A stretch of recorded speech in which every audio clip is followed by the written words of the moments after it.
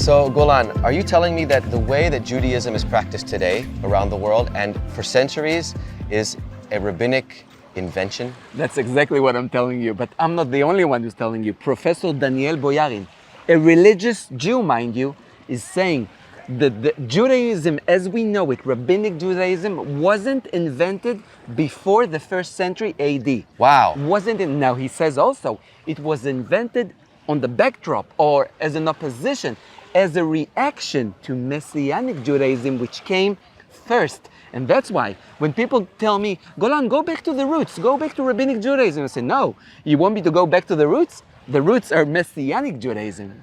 Which, and all of this flies in direct contradiction to the unbroken chain of the oral law. So that's another brilliant invention that the rabbis had to make. Why? Because this professor, the same professor, Boyarin, is saying that both Judaisms, Messianic one and Rabbinic one, both of them has the concept of the logos, the word, in the center of the religion practice. Now he said Messianic Jews made, the logos became flesh. So for Messianic Jews, the logos is the Messiah. Okay. For the oral law, for Rabbinic Judaism, John 1. Exactly, but for Rabbinic Judaism, Boyarin says they also believe in the logos, but their logos became the oral law. That's why I always say, every Jew alive today has to pick, has to choose from only two New Testaments, either the Messianic New Testament or the Rabbinic New Testament. That makes sense. In Jeremiah was 31, God promised he will make a new covenant. With the house of Israel and the house of Judah. Not like the covenant that they made with their fathers. Exactly. And so when the new covenant comes, it has to be either the new covenant that Yeshua, that Jesus brought in. Exactly. Or the oral law. And I have a challenge. If we have any Jewish viewers, I have a challenge for you.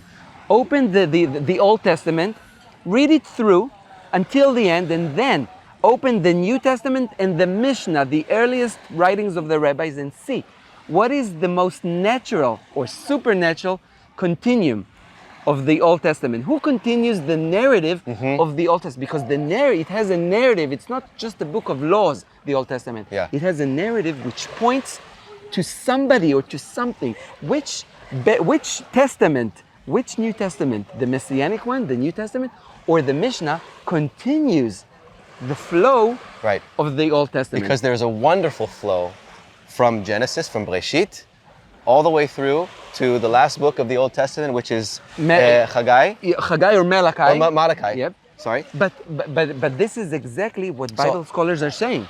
They're saying the Torah is not a book of laws.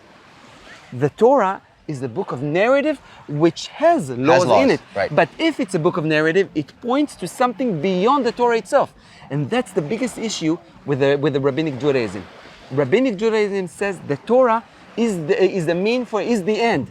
The purpose of the Torah is the Torah. Is the Torah, is the law. Now, Bible scholars and Messianic Jews say the Torah is wonderful, is holy, but it has a purpose outside of itself. And the purpose is Yeshua himself. Wow. And it leads directly into that from the last book of the Old Testament to the first book of the New Testament. If you read Malachi, the prophet Malachi, and then you read the first gospel, and scholars believe the first gospel is Mark, you see Mark is quoting Malachi and saying it was fulfilled. He came, he is here, and he's the Messiah. So this is why we need to question the roots of our Judaism, the roots of our faith. So thank you, Golan, and if you like this content, give it a thumbs up. And don't forget to subscribe, hit the notification bell so you can be the first to know when new videos come out. And leave your comments down below. Thank you for watching. God bless you all. Amen.